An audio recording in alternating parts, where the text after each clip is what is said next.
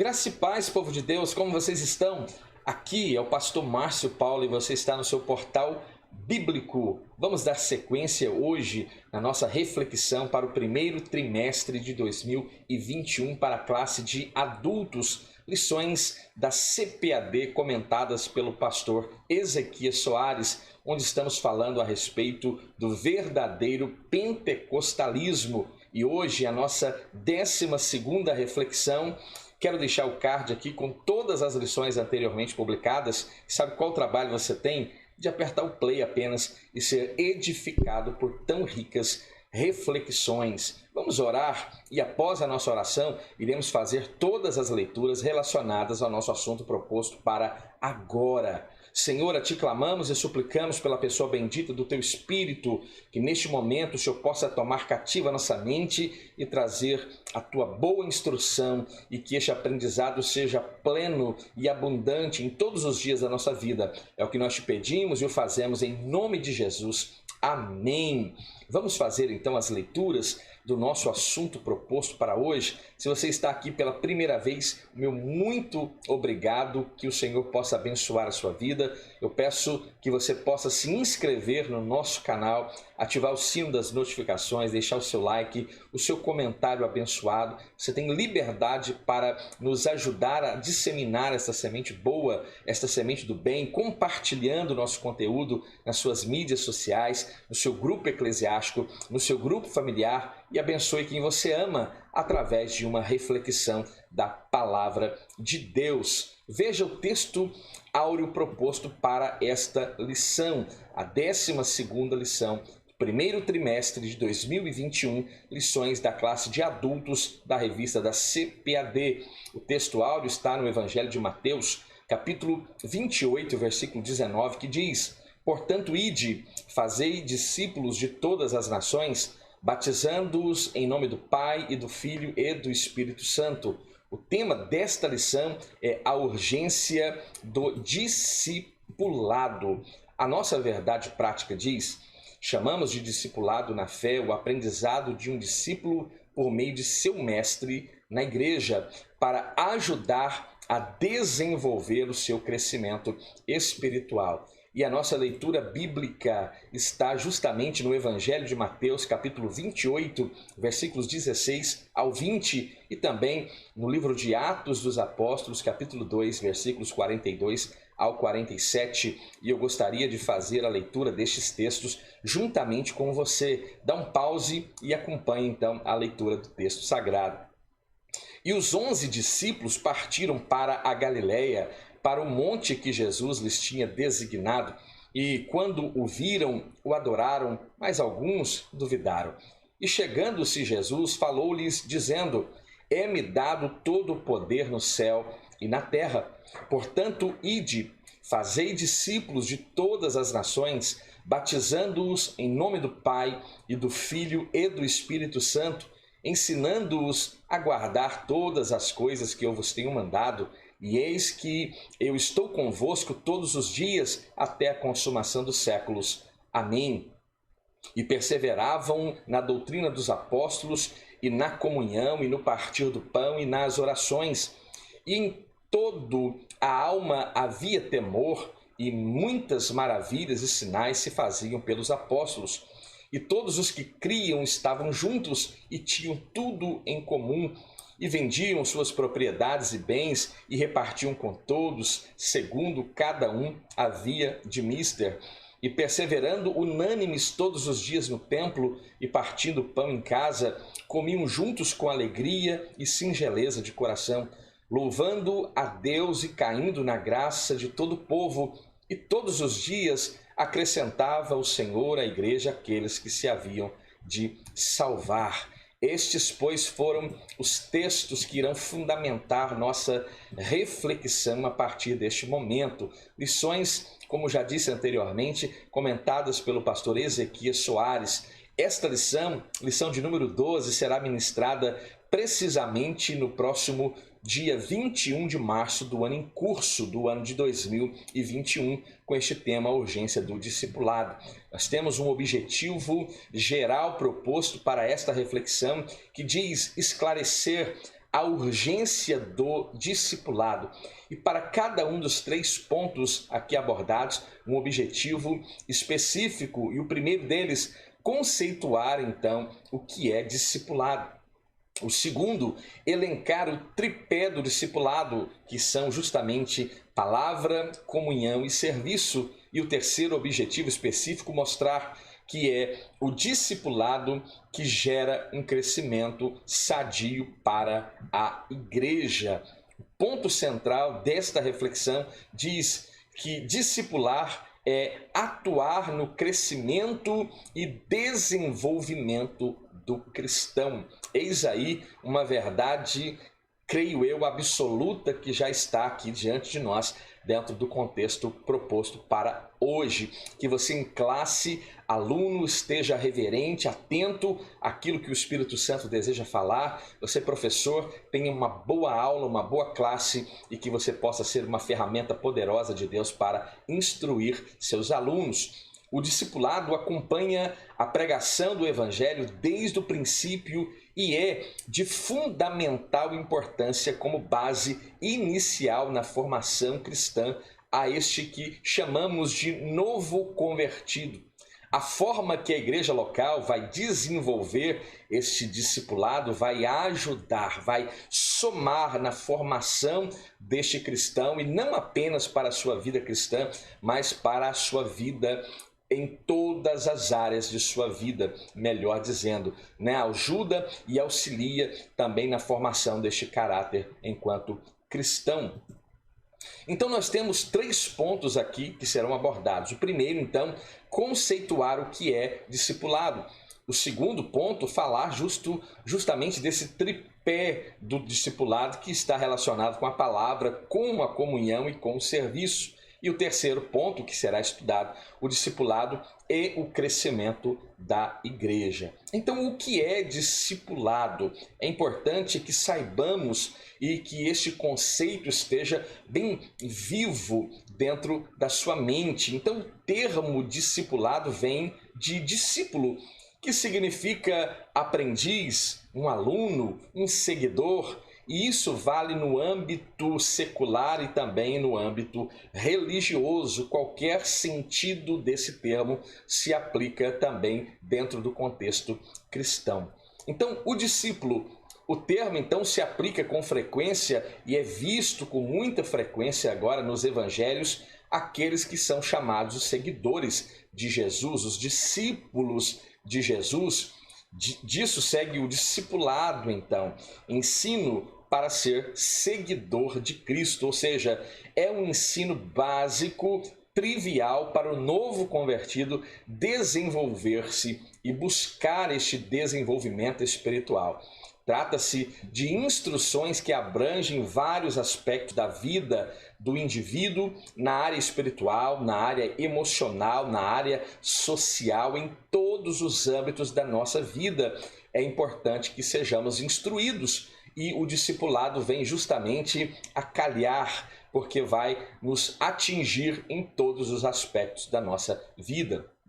O ministério de ensino deve ocupar espaço relevante dentro das nossas igrejas, porque assim o é dentro do cristianismo e aparece na lista dos dons da graça de Deus que encontramos em Romanos capítulo 12, versículo 7, que diz que se é ensinar, ora, que haja dedicação ao ensino.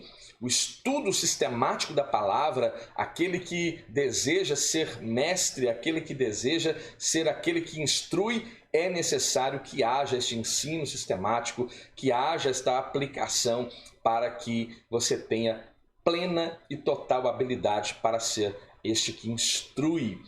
Agora, a grande comissão que encontramos em Mateus capítulo 28, a partir do versículo 18 ao 20, é o nome que se dá à comissão que o Senhor Jesus designa para a evangelização das nações.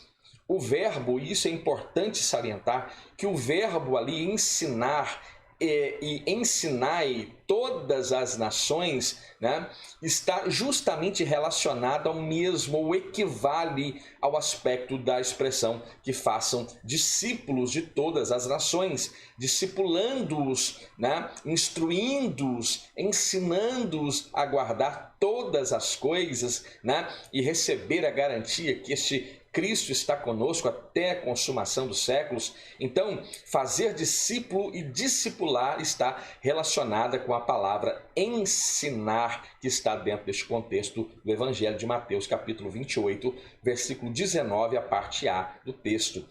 O discipulado não é uma opção, isso é importantíssimo, não é uma opção. Quem sabe a igreja possa ser este agente discipulador. É uma obrigação, é um mandamento divino para que haja a edificação e o crescimento espiritual de cada cristão que está inserido dentro daquela igreja específica e também agora universalmente falando.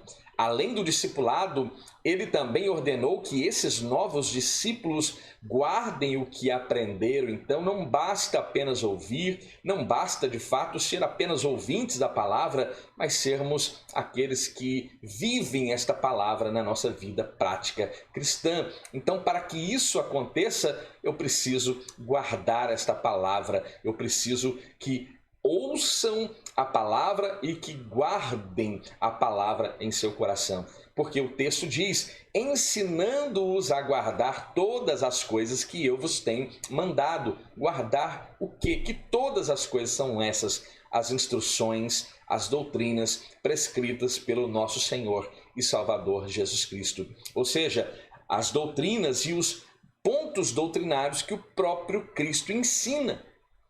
É interessante notar que o livro de Atos dos Apóstolos vai nos mostrar justamente a preocupação apostólica no cumprimento desta palavra. Quando lemos, por exemplo, em Atos capítulo 2, versículo 42, o texto começa dizendo que e perseveravam unânimes na doutrina dos apóstolos, e segue o texto dizendo, e na comunhão, e no partir do pão, e nas orações. Perceba que aqui não foi, aqui o Espírito Santo não inspira e de forma aleatória se constrói o texto. Não, o texto está construído como ele deve ser, em caráter prioritário. E o caráter prioritário da igreja é justamente perseverar na doutrina dos apóstolos. Todo o arcabouço doutrinário deixado por Cristo e à luz do Novo Testamento pelos apóstolos devem ser obedecidas pela igreja de forma integral. É a verdadeira ortodoxia bíblica em prática. O outro ponto, a educação cristã.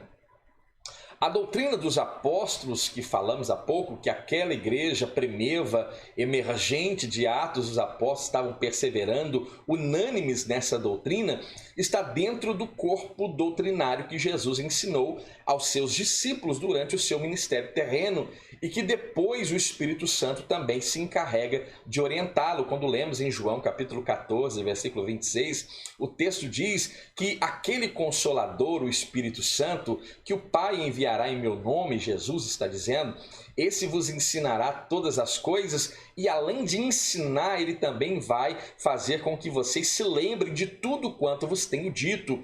Então, ou seja, o Espírito Santo ele também age na nossa memória, trazendo à nossa memória aquilo que aprendemos, e a instrução, então, ela é evidente, ela está muito vívida na nossa mente. Por essa razão, temos a habilidade de pregar e de instruir a tempo e a fora de tempo. Então, o currículo de qualquer um dos nossos cursos teológicos, aqui falando a respeito da Assembleia de Deus no Brasil, constam diversas disciplinas sobre Deus, a própria teologia, justamente este estudo a respeito de Deus. E dentro agora daquilo que é chamada de teologia sistemática, falamos a respeito de vários outros pontos. Falamos de Jesus Cristo na cristologia, a respeito do Espírito Santo, quando falamos de pneumatologia, a respeito da Trindade, sobre os anjos, a respeito do homem e do pecado, a martiologia, sobre a expiação e a salvação, a soteriologia,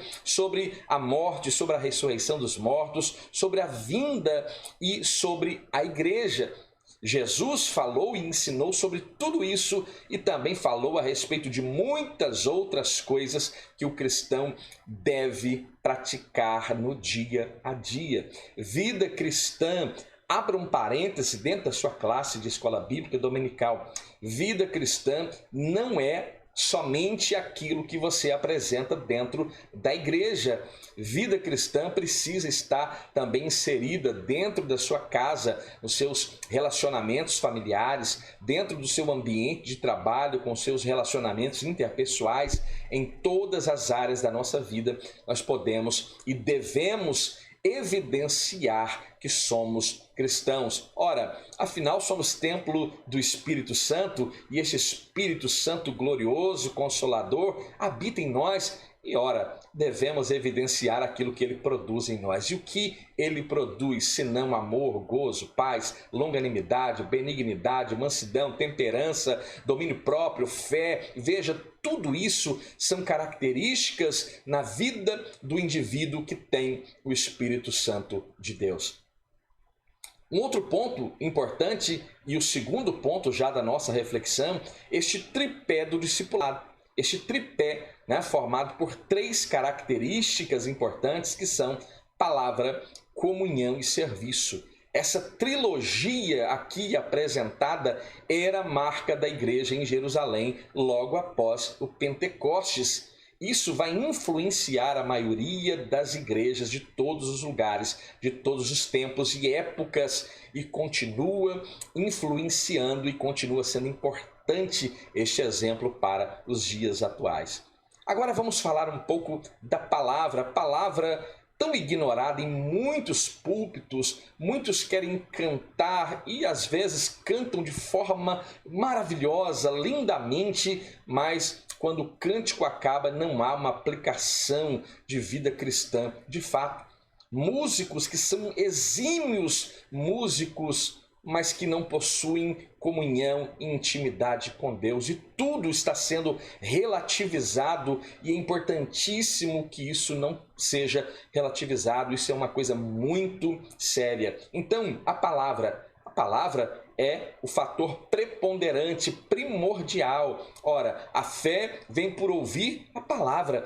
E a palavra de Deus, de forma expositiva, sendo pregada, é o que vai trazer o verdadeiro avivamento que nós, às vezes, tanto buscamos. Às vezes, não vivemos ainda este avivamento porque nós não estamos, talvez, preparados para vivenciar este avivamento. Isso vale uma boa reflexão. Então, a palavra é a autoridade das Escrituras, é singular, ímpar, única, pois a sua fonte é o próprio Deus. Elas foram faladas primeiramente pelos profetas do Antigo Testamento e depois pelos apóstolos do Novo Testamento, Na segunda epístola de Pedro, capítulo 3, versículo 2, o texto diz: para que vos lembreis das palavras que primeiramente foram ditas pelos santos profetas e do nosso mandamento como apóstolos do Senhor e Salvador. Então aqui claramente estamos vendo a palavra que fora falada, que fora predita pelos santos profetas e agora também à luz daquilo que os apóstolos do Novo Testamento também, inspirados pelo Espírito Santo, também nos deixam. Este legado espiritual glorioso, esta palavra viva, eficaz, penetrante, esta palavra pura, que é escudo para todo aquele que crê, esta palavra que traz santificação. O próprio Cristo disse: santifica-os na verdade, naquela oração sacerdotal maravilhosa, e ele diz: a sua palavra é a verdade. Então a palavra é de suma importância, ela não deve ocupar o segundo ou terceiro lugar nos nossos cultos, mas a palavra precisa ter primazia. Então os primeiros discípulos perseveravam na doutrina apostólica, na doutrina dos apóstolos.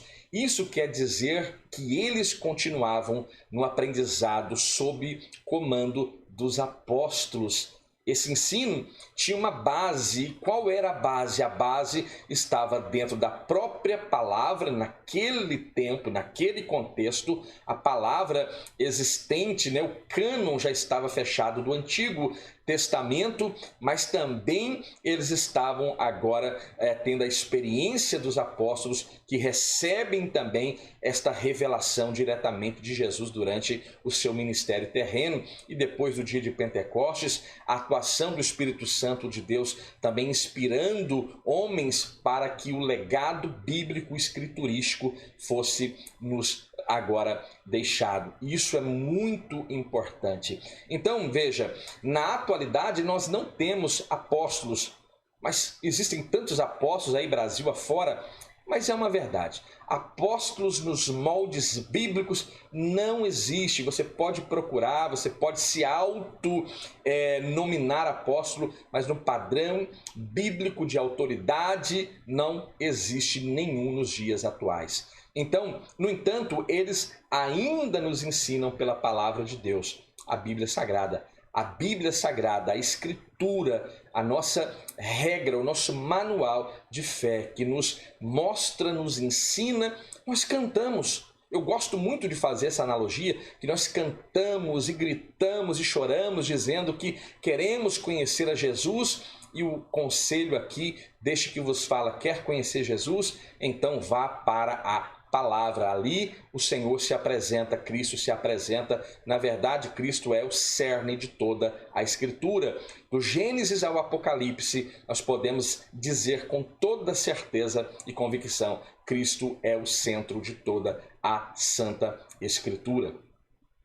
Outro ponto importante, esta comunhão. Esta comunhão que muitos pensam que é só naquele momento do louvor, vamos saudar os visitantes, e aí você sai do seu banco, vai lá e dá um abraço. Não faça isso agora, porque agora não pode abraçar. Mas muitos têm esta ideia a respeito de comunhão. Mas a palavra grega empregada ali é koinonia, que significa muito mais do que esta impressão que temos. É compartilhar ou participar de forma mútua de algum evento comum ou acordo. No Antigo Testamento, a ideia de comunhão diz respeito ao relacionamento da pessoa com o seu próximo. O salmista, no Salmo 133, no verso 1, ele diz esta expressão de koinonia, quando ele diz, por exemplo, Salmo 133, agora está fugindo da memória. Quão bom e quão suave é que os irmãos vivam em união. Não fique preocupado, aqui é bate pronto, aqui não tem edição. Então essas coisas vão acontecer, tá bom? Tenha paciência. Salmo 133, quão bom e quão suave é que os irmãos vivam em união. É um conceito no Antigo Testamento desta comunhão. E jamais é usado em relação a Deus, né? Está falando de uma comunhão com o seu irmão. Embora Abraão tenha sido chamado amigo de Deus, Moisés tenha falado com ele face a face, tete a tete, né? Eles não provaram a mesma comunhão que nós podemos experimentar como igreja, como cristãos desta nova aliança. E isso é muito importante. O próprio Cristo disse, vós sereis meus amigos se fizerdes o que eu vos mando. Então, quando somos obedientes às ordenanças de Cristo, nós nos colocamos neste patamar de intimidade. A comunhão, agora no cristianismo, envolve tanto o relacionamento interpessoal entre os irmãos, como também o nosso relacionamento com o Pai, com o Filho e com o Espírito Santo, com a Trindade como um todo. A comunhão na igreja de Jerusalém. A igreja de Jerusalém, logo nos seus primeiros dias, deu ao mundo uma lição preciosa a respeito de comunhão, a respeito de koinonia. O que o texto sagrado diz é que não se trata apenas de compartilhar algo, mas também de unidade. Veja, e era o coração e a alma da multidão dos que criam. Isso é algo extraordinário, é um tapa na cara da igreja do século 21. O exemplo da igreja de Jerusalém, aquela igreja primeva, ali nos ensina, e ninguém dizia que alguma coisa do que possuía era sua própria, mas todas as coisas lhe eram comuns. Isso é um ensino glorioso e que pouco se vive na prática. Coração aqui diz respeito ao centro da vida, a mesma inclinação. alma, sede das emoções, fala dos mesmos afetos, dos mesmos sentimentos, dos mesmos princípios. E Paulo, escrevendo aquela carta amável aos Filipenses, capítulo 2, versículo 3, ele diz: nada façais por contenda ou por vanglória, mas por humildade. Cada um considere os outros superiores a si mesmo. Será que esse exemplo de Paulo, esse texto paulino aos irmãos filipenses, é praticado nos dias modernos? Eu temo que não. E isso precisa nos chocar de alguma forma. Isso precisa chamar a nossa atenção de alguma forma e que sejamos nós a força para que haja uma mudança, uma reforma nestes princípios que estão esquecidos, para não dizer abandonados. Todos os crentes ali em Jerusalém tinham o mesmo propósito, a mesma esperança, servindo ao mesmo Senhor, ao mesmo Deus. Agora o serviço. O serviço aqui trata de um termo muito amplo dentro do contexto bíblico, e o termo visto de forma isolada quer dizer um trabalho que é realizado para alguém ou algo seguindo instruções prévias ou estabelecidas. O termo no Antigo Testamento se relaciona, em sua grande maioria, aos sacerdotes dentro do contexto agora cerimonial, e também a todo o serviço que eles apresentavam, como sua obrigação sacerdotal, e também qualquer pessoa que teme a Deus presta serviço a este Deus ao qual voluntariamente nós nos submetemos. Na igreja primitiva em Jerusalém, o serviço cristão está apresentado sumariamente na perseverança no ensino dos apóstolos, na comunhão e no partir do pão. Isso é glorioso, e não podemos esquecer nas orações, que também era abundante no seio daquela igreja. É isso que Deus espera de mim, e é isso que Deus espera de você. É isso que Deus espera de nós, para que também cumpramos esta grande comissão. O terceiro ponto desta reflexão, o discipulado e o crescimento sadio da igreja. É importante que uma igreja cresça? É óbvio que é extremamente importante que a igreja cresça, mas que tipo de crescimento o bom líder espera na igreja em que ele está agora liderando, onde ele está agora executando o seu chamado pastoral? Então veja, eu creio que o bom líder tenha sumariamente a preocupação em ver que a sua igreja, agora é óbvio que este pronome possessivo, somente Cristo pode fazer uso dele, mas agora de forma carinhosa, este líder que está diante da igreja de Deus, eu vou aqui usar essa expressão sua. Então este pastor que está diante da sua igreja, como este líder deseja que esta igreja cresça? Eu creio que o bom líder deseja que a igreja cresça de forma sadia. Não adianta ter uma explosão de crescimento e não houver a preocupação no cuidado, no zelo, no ensino, no discipulado. Não é isso que estamos falando agora? Este discipulado é onde a instrução vem e é onde todas as mazelas daquela antiga natureza são lançadas ao esquecimento e a nova criatura de fato está vivendo ali, operando. Então, o crescimento espiritual. O processo do discipulado tem por objetivo instruir este novo convertido sobre vários aspectos da vida cristã. É importantíssimo falar a este novo convertido que não interessa como ele veio, não interessa as suas práticas, enquanto ele é agora aquele que se apresenta diante de Cristo. Cristo e a igreja devem aceitar esta pessoa como ela é. Mas a Bíblia nos ensina que o Senhor, embora amando o pecador, o Senhor aborrece o pecado. Então a instrução, o discipulado vem justamente para nos dizer que o Senhor me aceita como eu acabei de chegar, mas que este mesmo Senhor se recusa a permitir que eu viva naquela mesma condição. Isso é discipular, é consolidação dentro do seio cristão. todas as pessoas que vêm a Cristo precisam ser discipuladas. Isso porque elas se tornaram nova criatura. Se alguém está em Cristo Jesus, nova criatura é.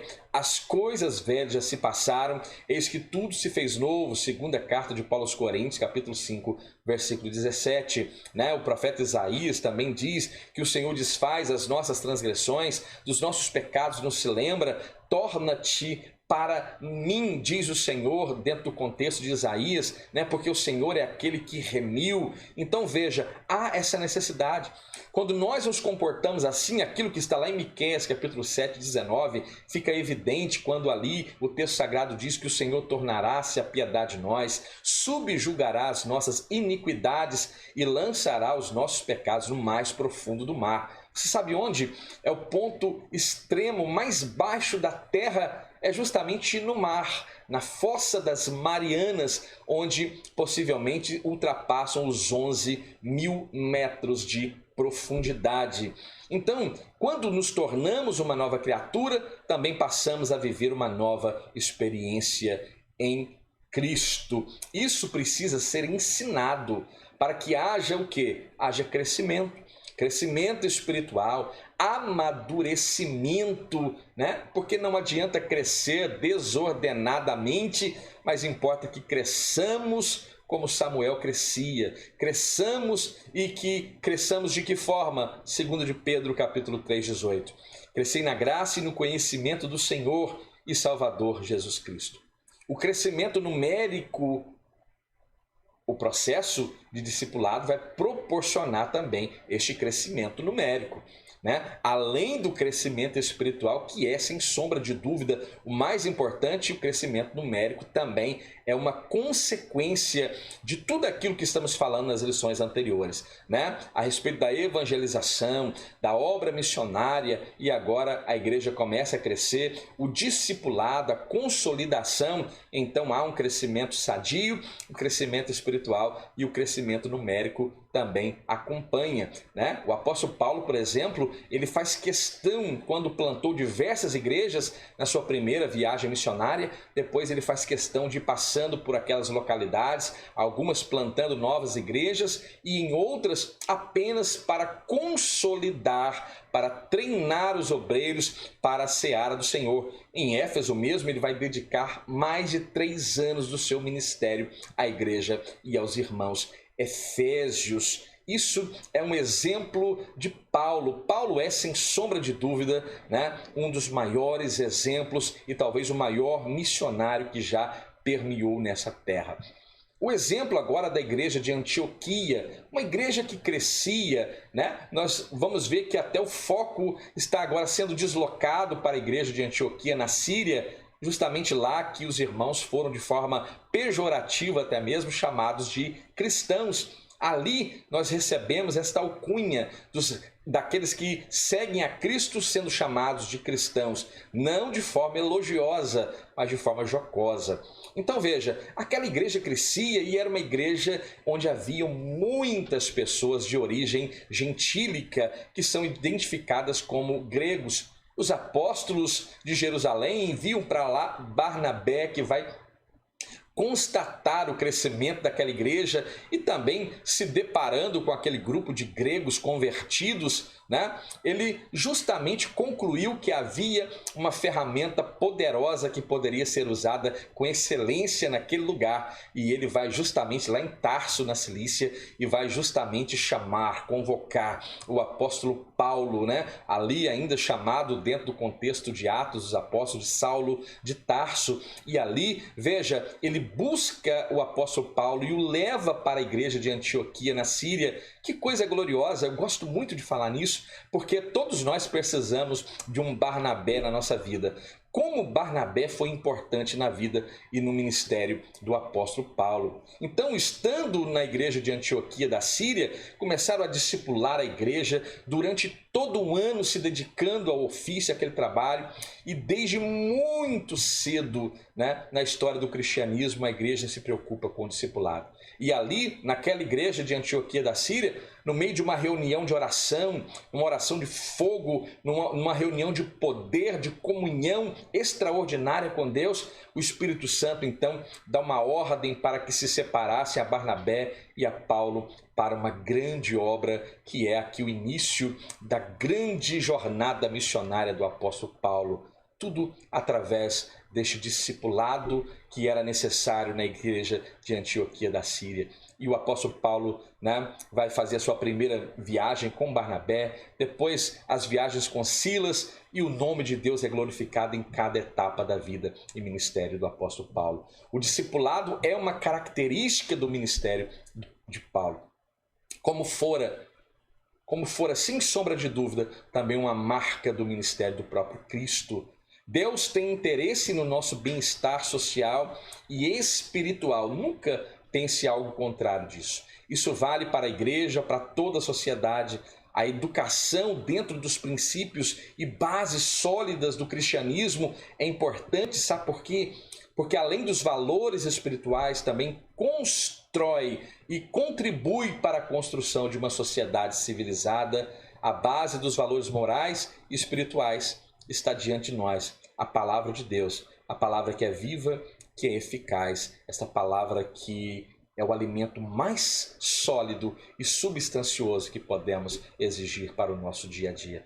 Se você ficou até aqui, eu quero lhe agradecer e que o Senhor possa abençoar a sua vida. Não saia antes de se inscrever neste canal, neste humilde canalesco, e que o Senhor possa abençoar então a sua vida. Nos ajude a disseminar essa semente boa, essa semente do bem, e que o Espírito Santo, eu rogo ao Senhor que possa aplicar esta palavra de uma forma mais poderosa e penetrante aos corações. Humildemente eu peço e eu faço isso no nome de Jesus. Amém. Que Deus abençoe a sua vida. Fique bem, fique em paz. Até a próxima.